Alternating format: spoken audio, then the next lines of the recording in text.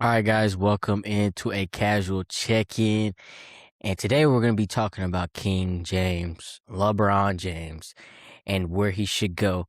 Had a big offseason so far. I know we missed a couple things, haven't been able to, put that content out there for you guys, but trust me, I didn't forget. We didn't forget. We're going to do like some offseason guys, break it down, all the trades, um, waiting for another big domino to drop like LeBron, obviously my favorite, LaMelo to the Wolves, Kawhi to Toronto, Jaylen Brown to Philly, and a couple other moves as well too. So we're gonna break it down, in a couple other videos here shortly after free agency kind of dies down. See how everybody's roster is looking, and kind of go from there. So, but today we're talking about King James, 23, the kid from Akron. Is he going back to Akron? That's the question. And as a Wolves fan, obviously, this is kind of not an important topic, but it is an important topic when it's LeBron. I mean, even though he's turning 42 at the end of this year, it's still he's still one of the best players. He still impacts the game as much as anybody. So it's him being able to, make a decision 3.0, I guess, if you can. I mean, LA wasn't really that much of a decision. I think we all knew he was going, but um, yeah, well, we're gonna break down the teams that he could potentially join. Obviously, with the Wolves, the main teams. Obviously, you've seen the Rich Paul, little board and everything. The main teams that were on there were 5 teams. Was obviously Minnesota.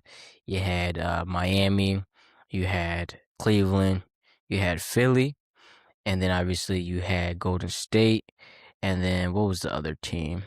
Denver. Denver was the other team. So we're gonna break down those 6 teams. Those are the most likely teams. Um, Obviously, LeBron says, "Hey, anywhere that he's happy or is trying to chase a championship, that's where he's trying to go." So he's gonna kind of weigh those things. Obviously, recently he's been in Cleveland, kind of roaming around, doing his off-season things, kind of enjoying himself. So a lot of people have been saying Cleveland is a favorite. So what we'll do is we'll start off with Cleveland to kind of break down what makes sense there and how that looks like. So I'm going to share the screen. Let me share the screen right here. Here are the Cleveland Cavaliers. Obviously, we're on Spot Track, so we're gonna kind of break down, obviously, the roster and what that kind of looks like, and if it makes sense for LeBron to end up back in Cleveland first. So, obviously, Cleveland's had a pretty good roster the past couple of years. But this past season, I mean, really in the past few years, they've been running to a wall. Obviously, this year's as far as they've gotten. Um, but it really meant nothing because they ended up getting dogged walked by the New York Knicks in the Eastern Conference Finals. So let's see here what obviously got Donovan Mitchell.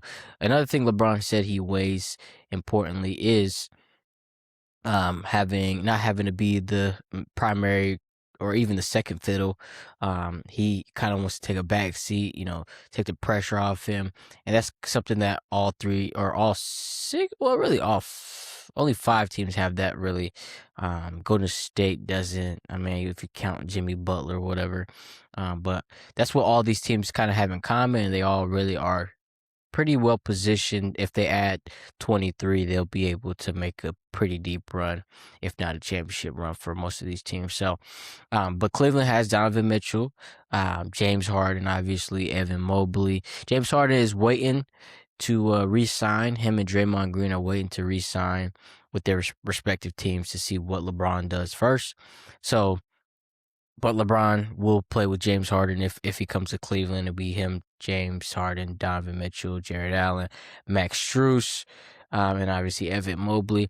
It's interesting here because Cleveland was supposed to make a few trades to kind of, everybody thought at the end of this offseason, Cleveland was like, okay, they're going to make some trades. They're done. This roster can't win. I mean, there's not much more that you can do. You got to I ain't gonna say obviously, not Donovan Mitchell. James Harden is a little bit of a decline. Donovan Mitchell hasn't gotten you over that hump as well. And kind of Jared Allen, Evan Mobley haven't kind of stepped up into their, especially Evan Mobley as much as he's getting paid moving forward. So they've got a pretty solid roster. Now, fit-wise, does this make sense if you're LeBron James? Um, you got Donovan Mitchell. You've got Jared Allen. You've got James Harden. You've got Evan Mobley. And LeBron would be that fifth starter. Fit for me doesn't make the most sense, if you ask me, because obviously two guys that are very ball dominant in James Harden and Donovan Mitchell. Now Donovan Mitchell can play a little bit more off ball, which makes sense for his natural position. But the efficiency numbers and looking at everything with Donovan Mitchell, he's been much better on the ball in Cleveland. Hence his rise and basically superstardom, obviously, there in Cleveland. So, and then obviously James Harden. James Harden doesn't really do anything off the ball, which is okay. Obviously, that's kind of what LeBron is looking for, to be third fiddle. The problem is your two other bigs. You got Jared Allen and you got Evan Mobley. Defensively, this team doesn't make sense for me. I think that's the biggest thing. Offensively, I'll get into a little bit more of that. I won't spend too much time on each of these teams, but defensively, I just don't see it working out. You got James Harden, who, we know he's not really a great defender. You got Donovan Mitchell, who we know is not a great defender. LeBron, sure. If you tell me LeBron is not playing much offense and can use more of that effort towards defense, the rest of the season or the whole season, or even in the playoffs when it comes, sure. But I mean, then again, LeBron's about to be 42 years old. So does that make sense? I don't think it helps out LeBron as best as some of these other situations. So ultimately, now I'm gonna rank these destinations from obviously 1 through 6. Ultimately, I see Cleveland as the third best destination out of these 3, or out of these 6. And I'll get into the other ones here in a second. But last thing with Cleveland, obviously you got the storyline that comes with it. You got LeBron going home. I even seen a report that said Cleveland is willing to trade for Bronny just to satisfy LeBron, whatever, to bring him with him as well. But I just don't think it makes sense schematically up there with Kenny Atkinson and whatnot. I think they got more pressing issues, and I think one thing LeBron isn't looking for is more drama. I think the Cavs being they're already a second apron team, and they're trying to, let me see. Obviously they've been having some problems the past couple years as far as getting over that hump, and trading everybody. The expectation is LeBron wants to kind of spend 2 years with his last team, because he wants to hit that 25 mark as far as 25 NBA seasons. So I think if it doesn't go wrong, if it doesn't go right the first year in Cleveland, then you kind of make some big moves and everything. And does LeBron want to deal with that going out? That's one of the things. But obviously Cleveland is his home, where he was raised, won a championship, brought them a championship. So I still, just for that reason, that's why I have them third. So the next team I'm going to get into is the Philadelphia 76ers. So let me switch this right here. Another team that was on that top 5 list, with Rich Paul and Max Kellerman. By the way, Rich Paul and Max Kellerman, man, they've been doing a lot of shows together. I know they do that little podcast. But it's interesting to see that now Rich Paul is just having fun with this. I think he's just enjoying this, probably a lot more than LeBron. So, but going to Phillies have made not just big moves, they've made huge moves. Obviously, they acquired a top 10 player, top 15 player, Jaylen Brown, for Paul George and a couple picks. So it's still, if you're the Boston Celtics, it makes no sense, but we're going to get into how this would make sense if you were LeBron James. LeBron James, I'm sorry to say this, brother. This would be a hell of a starting lineup if they were healthy. You got Tyrese Maxey, VJ Edgecombe, obviously LeBron James, Jaylen Brown, and then Joel Embiid. Now here's the problem. I don't know how this team, and I mean you got a really good coach in Nick Nurse as well too. I don't realistically know how this team fits together if you throw LeBron in the mix. You've already got really three already ball dominant players. Now I don't think LeBron. I mean, LeBron's okay probably being the third fiddle. I don't know if he's okay being the fourth fiddle. That's another thing. So Philly, you obviously bring in Jaylen Brown, who's now 30. He's gonna be able to kind of impact. I mean, he just came off second team All NBA selection.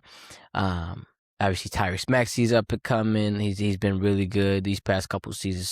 Solidified himself as an All NBA player as well. So it's kind of interesting on how this will fit with those two kind of needing to have Tyrese Maxey. I think can play off ball for sure. I mean, Tyrese Maxey is really a two guard, but obviously he's forced to play the point. VJ Edgecombe, he's obviously just there to play some defense, move around, hustle plays. He fits it perfectly. The last two players are LeBron and Joel. And Joel needs to. I mean, is Joel even going to play? If you told me Joel Embiid wasn't on this team, and there was like another big, like let's say this was Daniel Gafford instead of Joel Embiid, I'd say okay, now this team is probably a better team or a better fit for LeBron. But when you got Joel Embiid, Tyrese Maxey, and Jaylen Brown already, it kind of makes things a little bit harder to kind of slide LeBron in there because LeBron, as great of a player as LeBron is, you want LeBron to have the ball in his hands from time to time. Now, those other guys, and defensively, does it make sense? Obviously, VJ Edgecombe can play defense. Jaylen Brown's a pretty solid defender. Embiid has fell off a cliff pretty much, and Tyrese Maxey is damn near a cone. So, does it fit? If putting together a starting lineup like this, I think it'd be an amazing starting lineup on paper. But fit wise, I think this is actually one of the worst fits, LeBron, or for LeBron if he were to go to Philly. So on this, I think this is number 5 for me.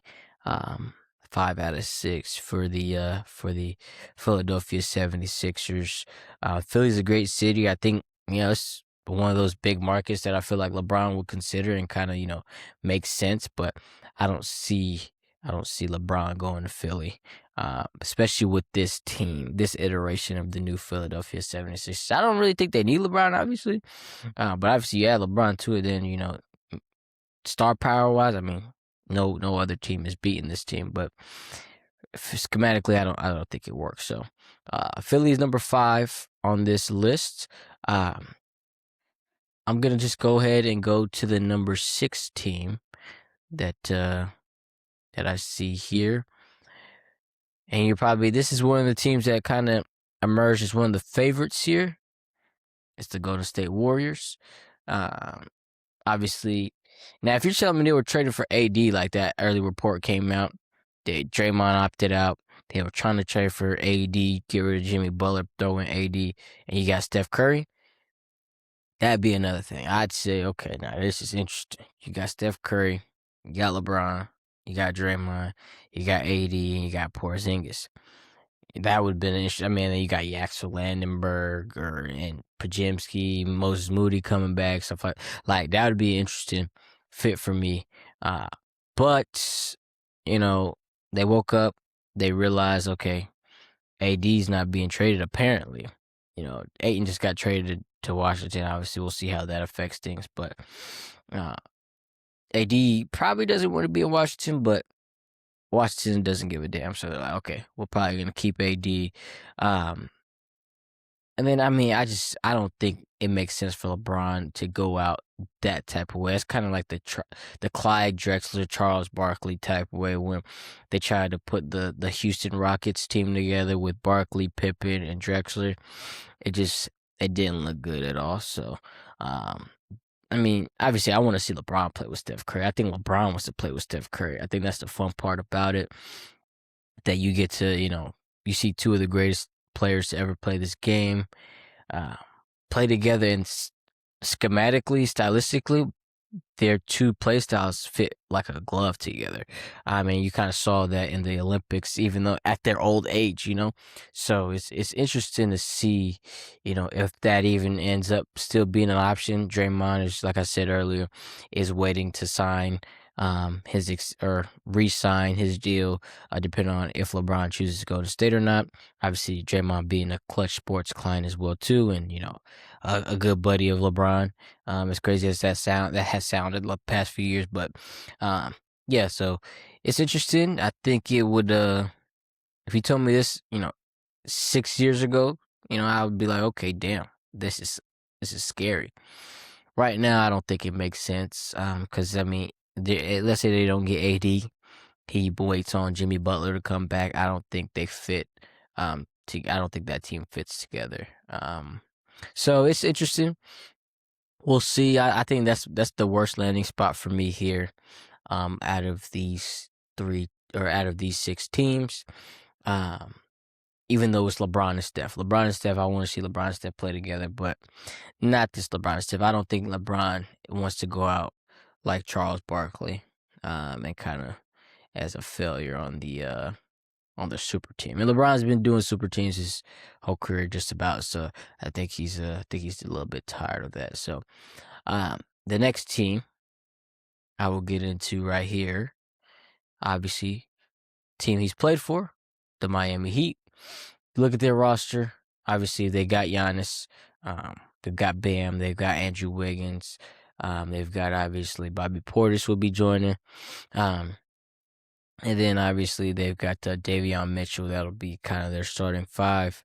Andrew Wiggins, Davion Mitchell, LeBron, Bam, and Giannis.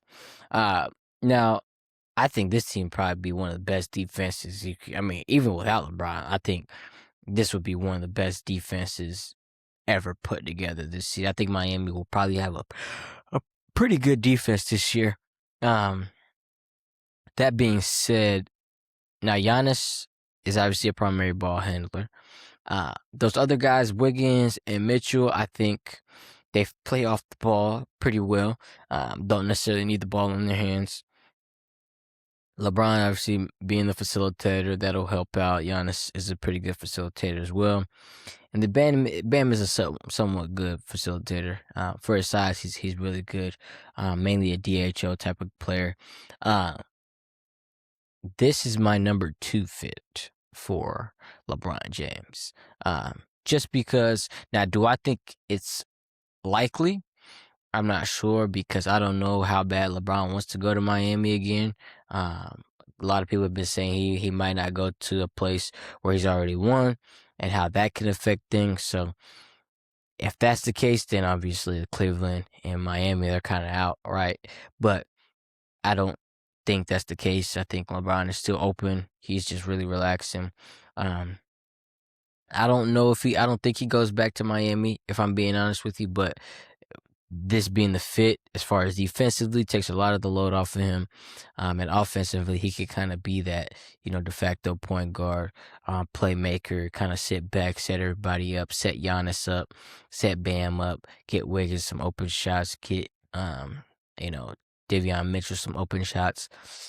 Now their bench, not that good, because they traded everybody, traded Tyler Hero, traded, Jaquez, Khalil Ware, and Yaku Chonis.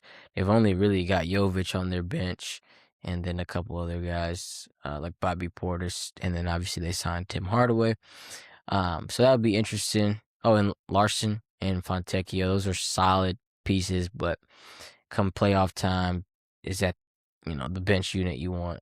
Obviously, after we seen the Knicks and really mainly the good teams in the playoffs have a pretty good bench unit. So Miami's still the second best destination here to me. I'm gonna get into the third best destination now.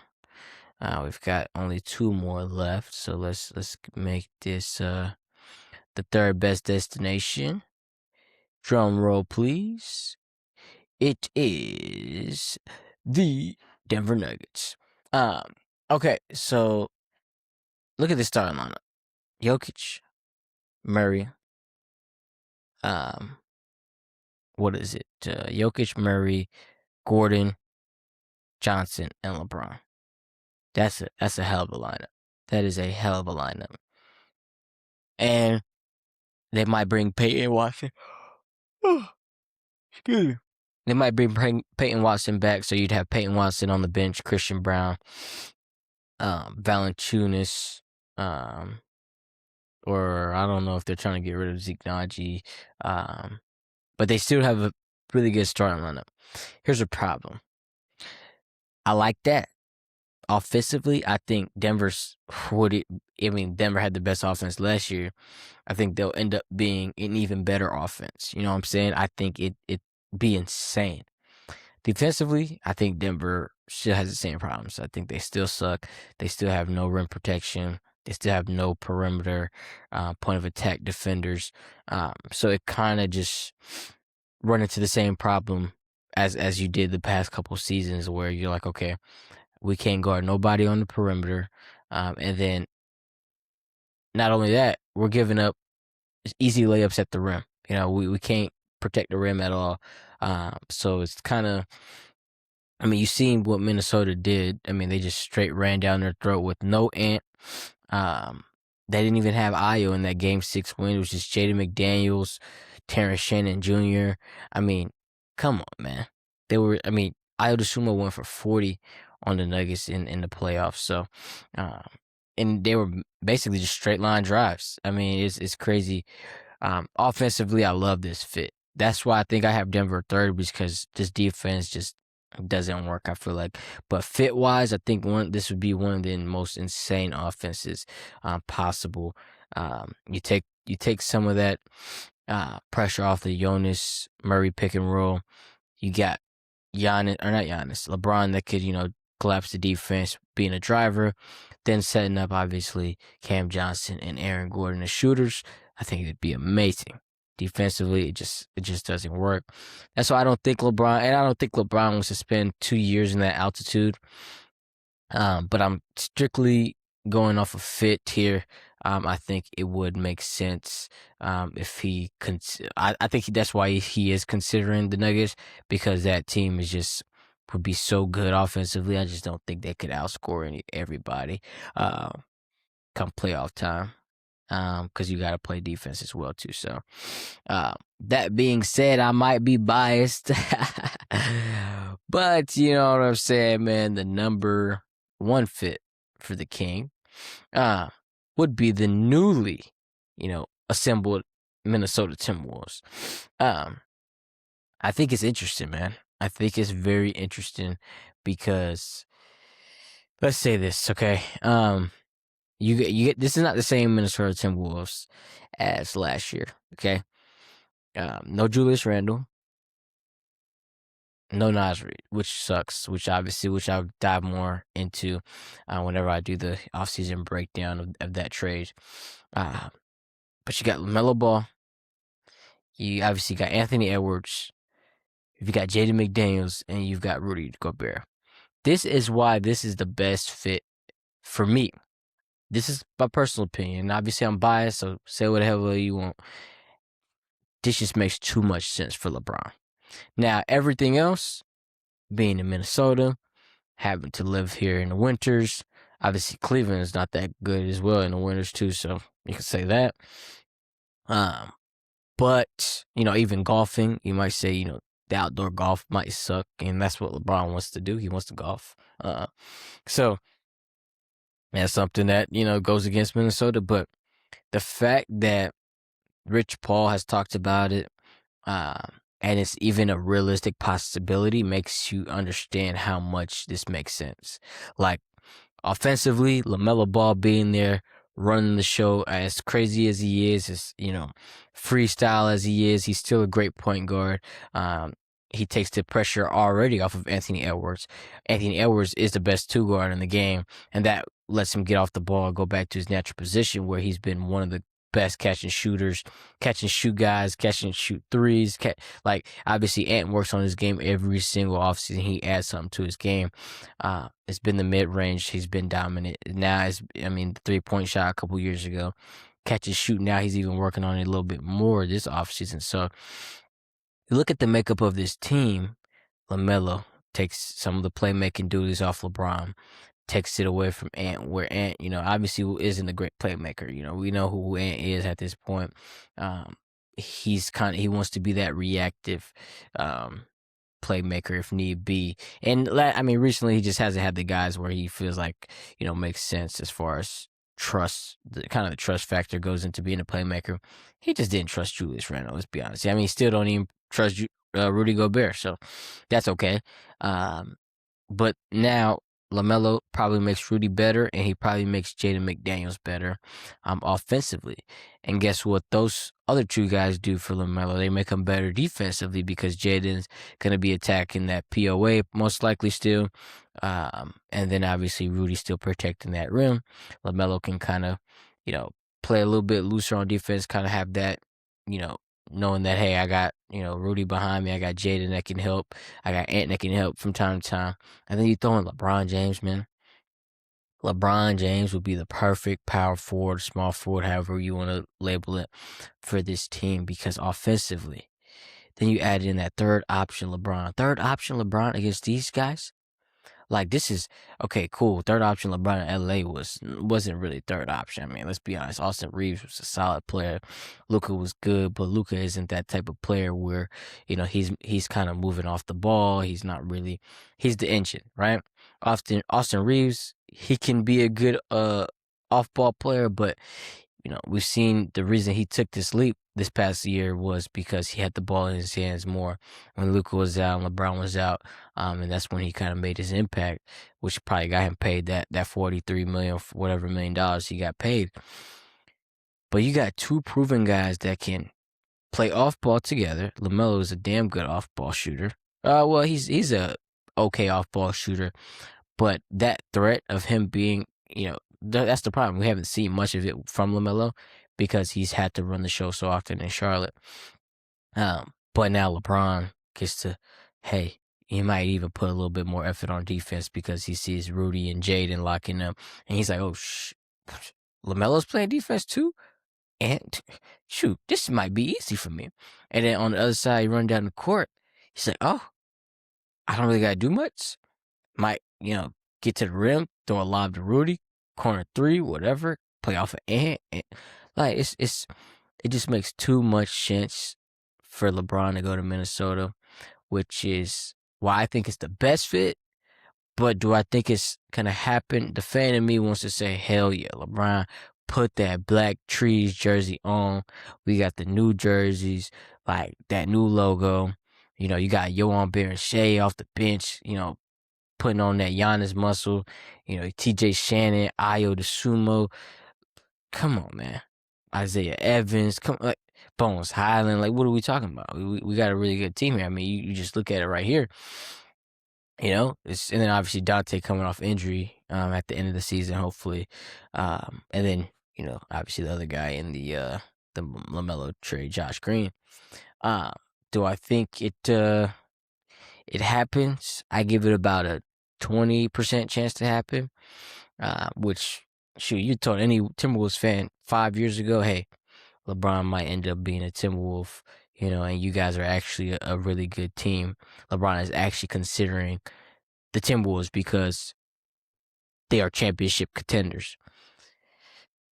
They'd be like, what the? Get the hell out of here. But now, this is reality for most Wolves fans, man, and it's kind of, I feel spoiled, man. I'm actually just grateful for the opportunity that LeBron is thinking about joining the Timberwolves. So, it's an amazing thing. It's an amazing thing. I think, LeBron said he wants to win the championship. I think that's the team that gives him the best chance to win the championship. Who knows if he, cares about the Minnesota weather and, wants to deal with the snow and whatever.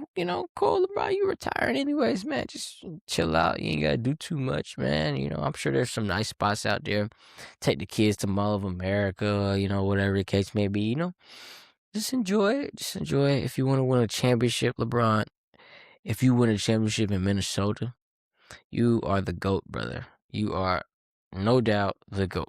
100% you are. I've never even heard of Michael Jordan if you win a championship in Minnesota. So I think that those are some things that probably matter to LeBron. So you join another super team like Philly, and even Miami or even Golden State.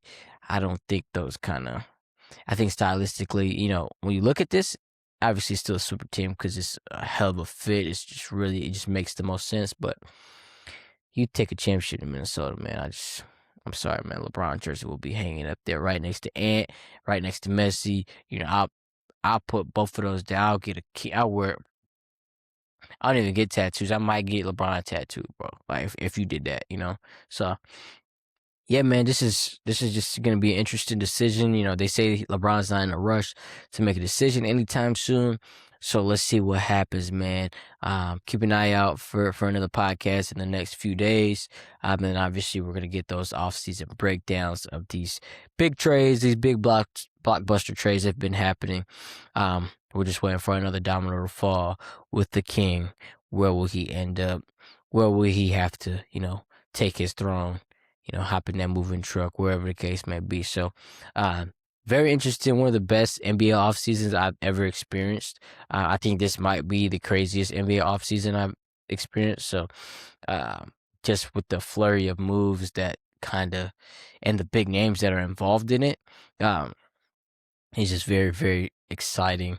A lot of teams are going to look different. I mean, the Eastern Conference looks crazy next season. So, we're going to break all that down whenever we get the chance, once everything settles down, and then we'll keep rocking with you guys. So, casual check-in, man. Hopefully LeBron ends up in Minnesota. We'll see, man. Appreciate y'all.